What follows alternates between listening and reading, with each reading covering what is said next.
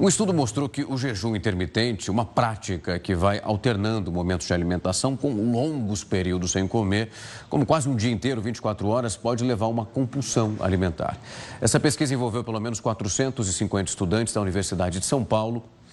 E para saber um pouco mais sobre esse levantamento, quais os riscos nutricionais de adotar um jejum intermitente, o que pode mudar de fato no nosso dia a dia, eu vou conversar com o Jonatas Oliveira. Ele que é nutricionista e autor principal desse estudo. Doutor, uma ótima noite, é um prazer recebê-lo aqui. Seja muito bem-vindo. Boa noite, boa noite. Boa noite aos espectadores. Doutor, quando a gente fala de jejum intermitente, é muito comum a gente olhar também no nosso dia a dia pessoas que adotaram essa prática. No primeiro momento, elas dizem que sentiram alguns benefícios, que se sentiram melhor e muitas continuam dentro desse modelo. Mas o seu estudo olha justamente para uma sensibilidade, o que pode acontecer com essa utilização do jejum intermitente num uso que é mais prolongado. Eu queria ouvir exatamente quais são os efeitos colaterais que podem surgir dessa prática. É exatamente isso que o senhor comentou, é muito importante, porque existe um argumento de autoridade, um argumento em relação à sensação que as pessoas continuam praticando o jejum intermitente. Elas dizem, mas eu me sinto bem. E existem até algumas pesquisas qualitativas que vêm mostrando isso. Apesar de que nenhuma instituição ou guideline de saúde recomenda oficialmente o jejum intermitente. Embora as pessoas, de uma forma leiga, de uma forma não supervisionada, venham praticando o jejum. Nesse estudo especificamente, nós retiramos pessoas que praticavam alguma dieta, porque a gente sabe que a dieta já tem muitos efeitos no comportamento alimentar. Para analisar especificamente o efeito do jejum, nós observamos um grupo de pessoas que praticavam o jejum, nós realizamos uma análise de correlação, uma estatística mais robusta para verificar a taxa, o quanto que esse tempo de jejum poderia afetar o comportamento alimentar. Nós olhamos, dados que foram alarmantes dentro dos universitários, que é o aumento do desejo intenso por comida e scores mais altos para compulsão alimentar. Pessoas que tinham mais compulsão eram aquelas com maior tempo de jejum. Doutor, quando a gente olha para um processo como esse, porque nós imaginamos o corpo 24 horas sem receber algum tipo de alimento, esse número pode ser menor, 18, ali 16 horas. Quando a gente vive dentro de um esquema como esse, o corpo ele vai vivendo num quadro que é considerado um quadro de estresse e daí nós teremos essas outras compulsões que elas vão aparecendo?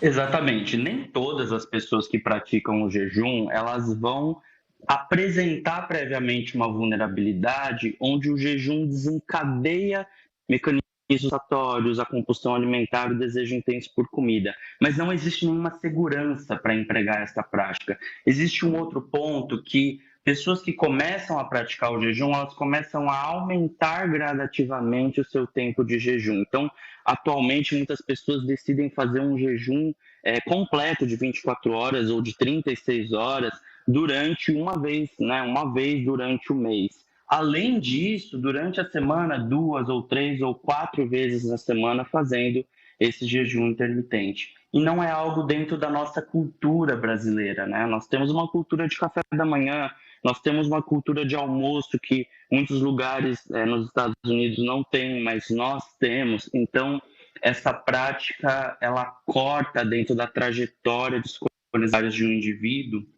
uma série de hábitos que ele já tinha e que o corpo já estava acostumado, a receber energia, a receber nutrientes, a ter a sua secreção de hormônios, a lidar, socialmente com a comida. Então, o título do nosso trabalho é Tente Não Pensar em Comida, justamente porque esse estresse, como o senhor comentou, ele, ao longo desse tempo de jejum, ele vai sendo sustentado e ele vai, a longo prazo, trazendo consequências negativas. Uma delas é o desejo. Quanto mais eu desejo a comida, mais é difícil evitar, esse alimento. Então, é como se você fosse ciclando. Pessoas que já tinham compulsão alimentar, já tinham um score alto no nosso estudo, elas tinham as maiores taxas de jejum. A gente não pode dizer se o jejum está causando essa compulsão alimentar, mas já é um mecanismo cíclico.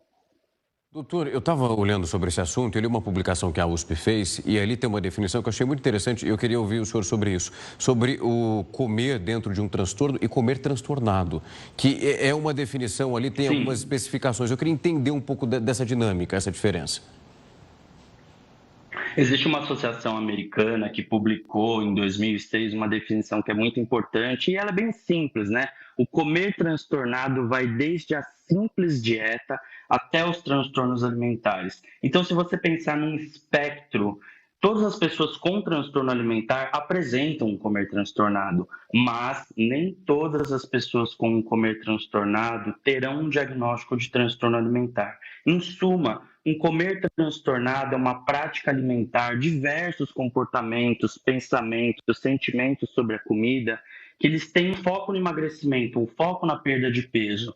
Então, o aspecto central da alimentação não é mais a nutrição, né? Não é mais atender gentilmente às necessidades do corpo, mas é perder peso.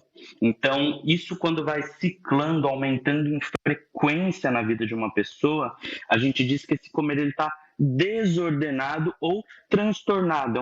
É um termo que a gente pode utilizar também, o comer transtornado. Doutor, pesquisa interessantíssima. Queria muito agradecer o seu tempo, a disponibilidade para vir aqui falar um pouco do que foi encontrado, a publicação feita, porque é importante, a partir do momento que se tem literatura para discutir um assunto como esse, a gente consiga levar para quem nos acompanha nesse momento. Mais uma vez, muito obrigado por nos atender. Obrigado, uma ótima noite. Boa noite, até mais.